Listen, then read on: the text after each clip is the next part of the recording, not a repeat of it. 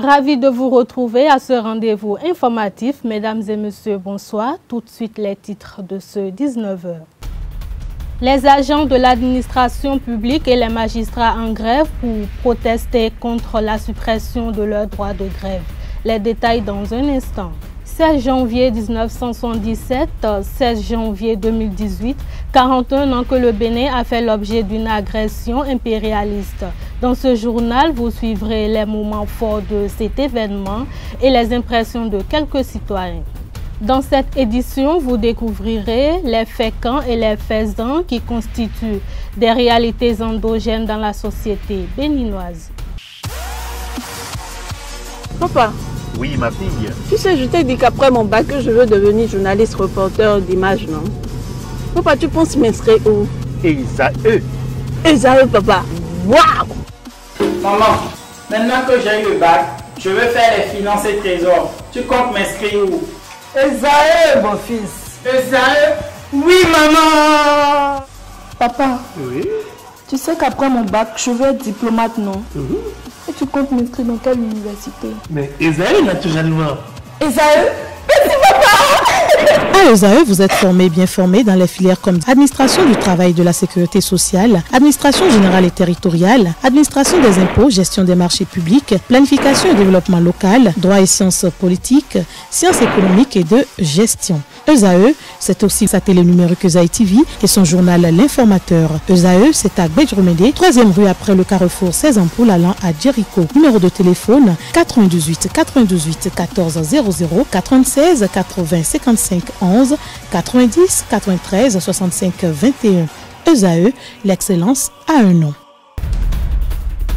À nouveau, bonsoir. Le président de la République a présenté ce mardi 16 janvier 2018 ses vœux aux institutions de la République. Dans un bref discours, il est revenu sur la crise économique mondiale et a expliqué le sens des réformes structurelles engagées pour la transformation du Bénin. Il s'est attardé sur les ferments de la fronde sociale que traverse actuellement le Bénin et a semblé inviter chaque institution à jouer son rôle. C'était une brève pour ouvrir cette édition. La série de cessations de travail dont le top a été donné par les magistrats la semaine dernière a pris de l'ampleur. Ce mardi 16 janvier 2018, les travailleurs des secteurs de l'éducation, de la santé et ceux de l'administration centrale observent aussi des mouvements de débrayage pour fustiger le vote de la loi supprimant le droit de grève à certains agents permanents de l'État. À cet effet, la rédaction vous invite à suivre l'argumentaire de Maïndé Kassamampo qui caricature l'ambiance du climat social au Bénin. Le pays est véritablement en danger. Et il y en a qui ne se sentent pas concernés. On dit les SG. Nous sommes déjà vaccinés.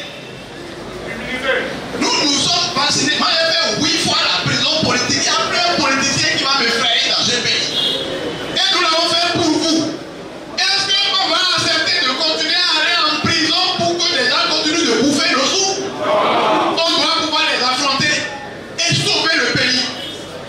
Le droit de grève, avant le droit de grève, le droit sur la, comment on appelle, la loi sur l'embauche qui dit que vous ne pouvez plus signer un contrat à durée indéterminée. C'est déjà le droit de grève là qu'on a commencé par supprimer.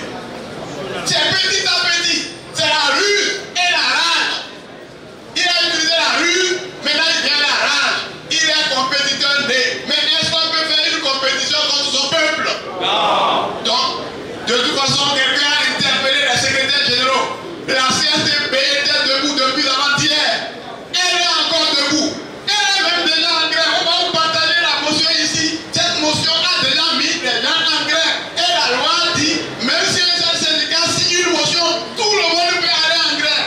Même si vous n'avez même pas de syndicat, vous signez la motion. Quelqu'un signe la motion. Si vous êtes d'accord, vous allez en grève. La loi vous protège.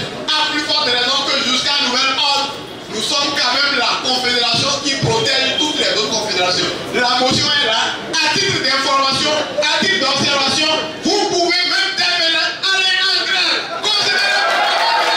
Le 16 janvier 1977, alors que la révolution massiste prenait ses assises, Un coup de force a été orchestré contre le régime Mathieu Kérékou. Le principal acteur Bob Denard, dans son ouvrage Corset de la République publié par les éditions Lafon, raconte en détail le coup d'État manqué. Le dimanche 16 janvier 1977, un aéronef non programmé atterrit à l'aéroport international de Cotonou. Ceux qui descendent ne sont pas des passagers ordinaires. Ce sont des mercenaires qui laisseront dans l'avion un certain Gracien Poyon. Aussitôt descendus, les passagers lourdement armés de fusils de guerre assez perfectionnés et de roquettes se sont divisés en deux grandes colonnes pour progresser vers le palais de la Marina où Mathieu Kérékou et la garde républicaine, épaulés par des soldats de l'armée nord-coréenne venus à Cotonou dans le cadre de la coopération militaire entre les deux pays, ont opposé une riposte terrible aux agresseurs dirigés par Bob Denard. Les échanges de tirs ont duré plusieurs heures. L'armée béninoise, bien que matériellement inférieure et atteinte avec un bilan estimé à plus d'une dizaine de morts, a réussi à abattre un des chefs de guerre de Bob Denard et à faire replier la troupe qui a repris son avion en catastrophe pour rebrousser chemin. Bob Denard est un mercenaire rompu à la tâche qui a réussi plusieurs agressions du genre aux îles Comores. Il a été recruté par un groupe de Béninois expatriés et viscéralement contre le régime militaro-marxiste de Kérékou. À leur tête, Émile Dernet-Zissou, qui a ouvert son carnet d'adresses au groupe pour l'aider à trouver le financement de ce sinistre projet. Le roi Hassan II du Maroc, les présidents Bongo et Adéman ont apporté leur contribution. Émile Dernet-Zissou a confirmé être bien impliqué dans ce coup car il en était informé de la préparation de l'action. Nous étions un groupe de compatriotes dahoméens à préparer une action de libération de notre pays du gouvernement qui y régnait au nom du marxisme-léninisme à peine lu et pas digéré. Un pouvoir insupportable, nuance-t-il. Le commandant à la retraite, ancien garde du corps du président Kérékou, Boniface Eki, nous rappelle les moments forts du 16 janvier 1977. Oui, effectivement, le 16 janvier 1977, au petit matin, nous avons été réveillés par des coups de fusil intenses. Moi, j'habitais à Saint-Jean, presque en face de l'église Saint-Jean. Et quand j'ai entendu le crépitement, j'ai dit, mais c'est quoi? Je me suis habillé et je me suis rendu au camp. C'était presque la débandade. Les gens étaient arrivés déjà à l'aéroport et se sont scindés en 3 groupes. Le premier groupe a pris par la plage. Le second a pris par l'avenue qu'on appelle maintenant l'avenue Marina pour venir au palais. Et le troisième groupe a pris du côté Kajem. C'est un coup de force. C'est des Béninois qui l'ont préparé, aidés par des présidents étrangers. Mais dès leur arrivée, ils ont installé une radio de communication à l'aéroport, à la tour de contrôle, qui leur servait de relais pour transmettre leurs informations à Libreville, parce qu'ils avaient quitté le Gabon. Donc ils ont laissé tout ça là, que nous avons récupéré après. Après 1970, les gens ont débaptisé la place des martyrs pour dire place de souvenir. Je ne comprends pas l'idée qui avait animé les gens, parce que les gens qui étaient venus attaquer étaient amnistiés, sont revenus. Donc, quand ils attendent place des martyrs, je crois qu'ils sont choqués. Ils veulent débaptiser, dire place de souvenir. Ça ne signifie absolument rien. Place de souvenir. Moi, si on me demandait, je dis, c'est la place de martyrs. Parce qu'on a perdu des gens. On se souvient de quoi? Moi, je ne sais pas. C'est eux qui connaissent très bien le français, mais je crois que ce n'est pas une place de souvenir.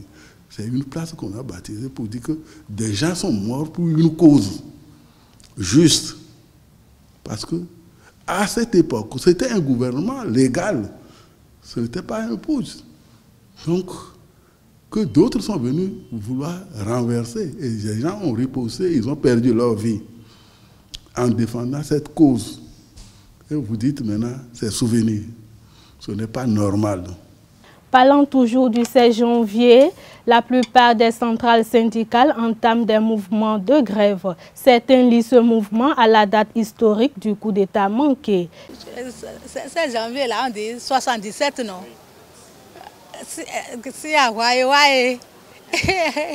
J'étais petite dans le temps. Je n'ai pas pris bonne note chez mes parents. Bon, je sais qu'on parle de 16 janvier 1977. Donc c'est tout ce que je connais. La date du 16 janvier, c'est le temps où les mercenaires étaient sur le territoire national.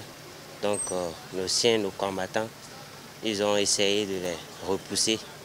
Ça a été fait, donc il faudrait, nous, on les encourage au retour, leur rendre hommage. Donc c'est ce que je peux vous dire par rapport à la date du 16. Bon, en fait, je n'ai pas une mémoire sur la date du 16 janvier. Ah, en fait, ou bien c'est cette histoire de l'invasion des mercenaires là, du 16 janvier 1977, au temps du feu Mathieu Kéhéko. Bon, selon les histoires, que les mercenaires étaient venus envahir le Bénin dans l'intention d'arracher le trône à feu père Mathieu Kéhéko. Les adeptes d'An de Ouida ont procédé à des cérémonies le samedi 13 janvier dernier devant leur temple à Kwassé. Cette cérémonie, qui entre dans le cadre de la fête des religions endogènes, a donné lieu à une partie de danse publique ouverte aux participants du Festival des Arts Vaudou. Retour sur cette activité. Les adeptes de danse du quartier Kwassé de Ouida ont procédé le samedi 13 janvier à une manifestation qui entre dans le cadre de la célébration de la fête des religions endogènes.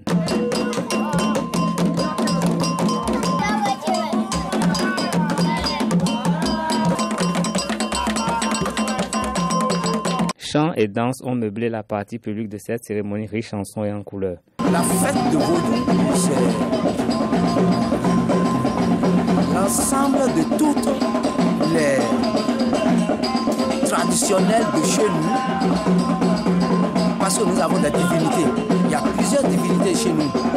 Il y a les dents, il y a les sapata, il y a les tchina, il y a les aflessis, il y a les tchango, il y a le goût. Tout cela, tous ces adeptes-là devaient se retrouver pour faire une cérémonie d'ensemble ce 10 janvier-là. Bon, c'est la musique, c'est la danse, et puis c'est le mystère de la magie du vaudou, quoi. C'est le mystère. Pour moi, c'est la musique, la danse et le mystère. Je m'intéresse aux danses africaines, en particulier béninoises, dans le cadre de ma recherche en danse et en théâtre. Et donc, je m'intéresse au rituel vaudou en particulier, comme expression théâtrale. Donc, pour moi, c'est une religion animiste qui s'exprime par le corps et la musique, par la danse et la musique. C'est une religion, un culte animiste dans lequel les divinités s'expriment par le corps, donc des danseurs et la musique. Les riverains prennent une part active à ce spectacle. Le fécamp et le faisan constituent des réalités endogènes, entre-temps délaissées par la plupart des Béninois. Mais depuis quelques années, certains citoyens restent attachés à ces réalités pour mieux structurer leurs actes et entreprises. Même si la majorité des Béninois n'y adhèrent pas encore. Suivez le reportage pour plus d'explications. Le promoteur, ou bien celui qui réalise le faisan, il vient faire un dépôt vente ici et les Béninois viennent acheter.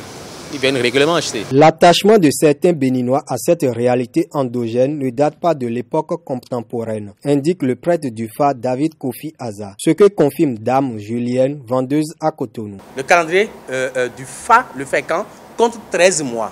Et je tiens à rappeler que le fécamp, c'est le tout premier calendrier universel que nous avions utilisé. C'est ça qu'on appelle le calendrier julien. qui a été fait par Jules César. Mais à l'époque, nos aînés aussi se basaient sur l'évolution de la Lune, l'évolution lunaire, pour établir leur jour. Et ils savent ce qui est le jour favorable et ce qui est le jour qui est défavorable.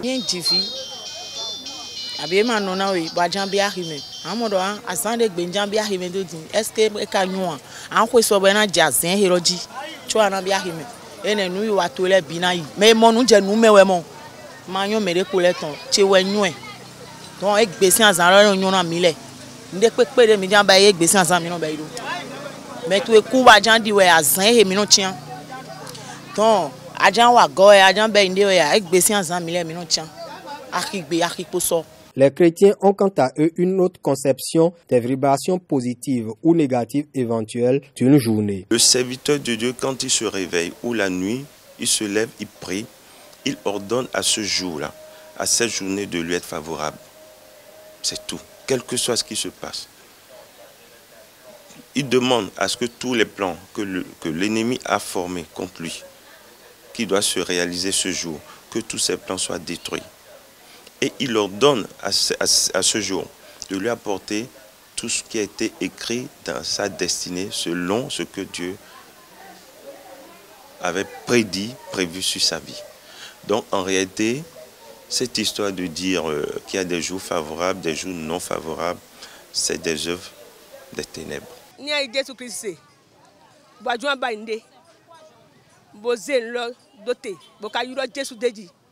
Marc 11, verset 24. Cependant, certains profanes comme Gisèle pensent expérimenter les recommandations des faisans.